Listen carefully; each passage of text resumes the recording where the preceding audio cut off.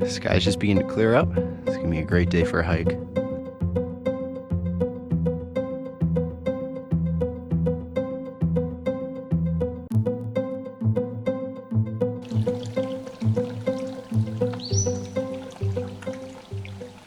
Right now I'm standing at the Pinchot Cabin, which is one of the 3 big cabins on the cabin loop up in the Mogollon Rim, north of Payson a little bit.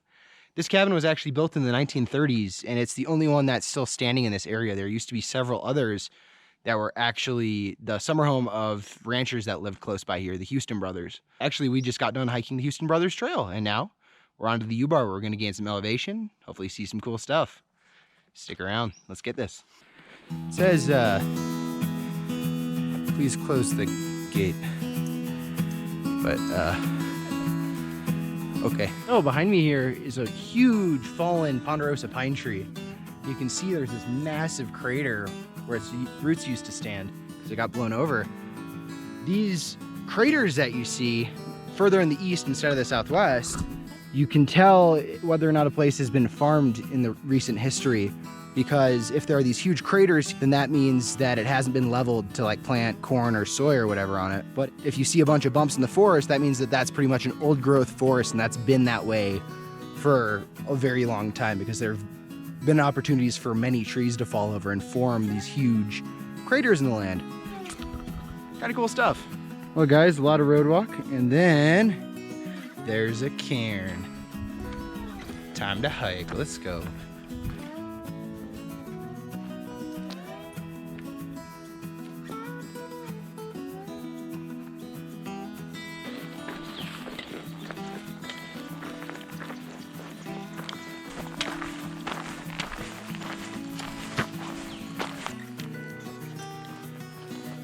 Big rip.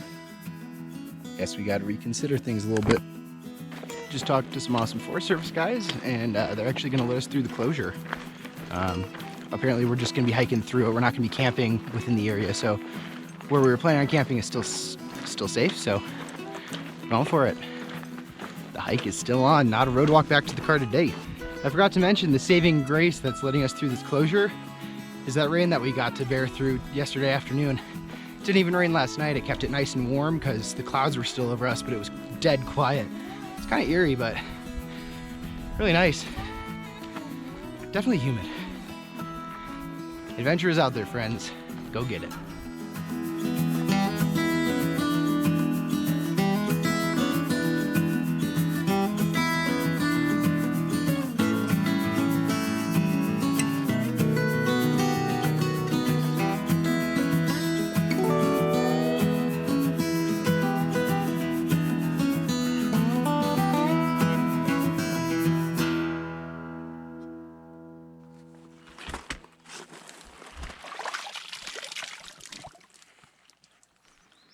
Time to leave the canyon. How does it make you feel, Kayla? Sad. A little too short-lived.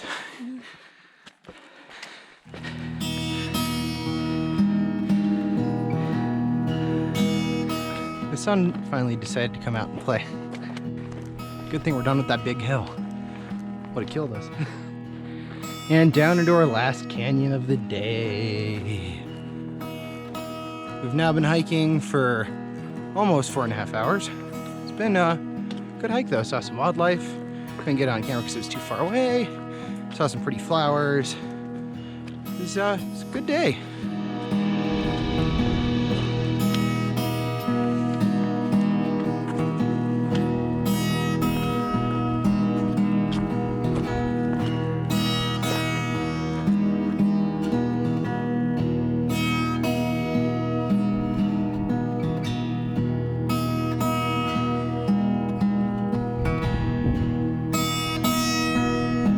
A little dry though, a little dry. Big log. All right. Got a feeling we're almost there. There's no water in the bottom of this canyon like I hoped. I was really hoping we could just camp down there, but dry as a bone. So, send thoughts and prayers for the water spirits. All Alright guys, so right here we got a really old blaze. So what this does is it shows that you're on a trail. That's what this bottom one means. And this top means continue forward. And as you can see, the trail continues forward. So if that top mark was a little off to the left or a little off to the right, it would mean veer left or veer right, respectively. So let's keep going straight.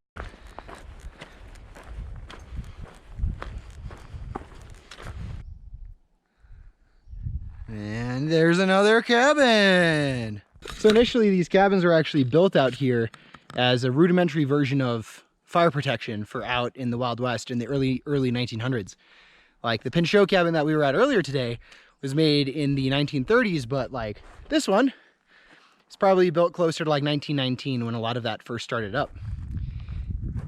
A little note on that Pinchot Cabin, it's named after Gifford Pinchot, who was the first leader of the United States Forest Service. He was the first chief forester, as they call them. And he took a trip out here and visited that spring and that cabin. It's kind of a cool place for me, being I worked for the Forest Service last summer and being so close in contact with that sort of energy, you know? One of my other favorite people, John Muir, and Gifford Pinchot actually had a pretty tumultuous relationship. Gifford Pinchot really felt that our forests should be used for multiple use, that, you know, people can recreate on them, but cows can also graze on them, and we can also use them for other, like reservoirs and things like that.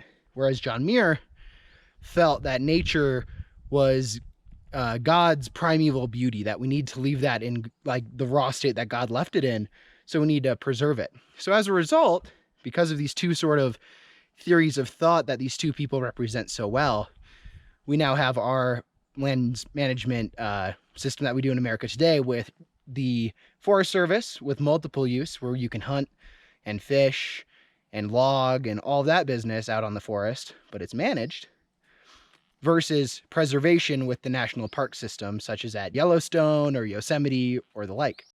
Hope you guys enjoyed some of the trails today. I know I did. But I am ready to set up camp because I am beat. Hey guys, now we're just chilling here at Dane Spring, sitting on this beautiful ledge and smelling the smoke of this fire. The Hart Fire is burning just a little bit, I believe northwest of here. That was the closure we had to go through today in order to get to this spot. When they called on the radio to make sure that we were allowed through, but we just hiked through the closure area and camped on the other side of it. They closed the area of the forest that they think is either going to burn through or where they need to work, so that people aren't in their way and they're not in danger truly, because forest fires here in Arizona are extremely dangerous, and even lightning is setting them off, not always just people. Once the sun came up, it got a little bit warm, but we pushed on through. Thought we were going to do around 5 miles, but because we camped a little earlier than we expected last night, it ended up being closer to like 7 or 8 miles. But that was all right. It was really a beautiful day. We saw some elk. We saw all sorts of little woodland critters. Really adorable. You might be able to hear the birds chirp in the background now. It's just stunning.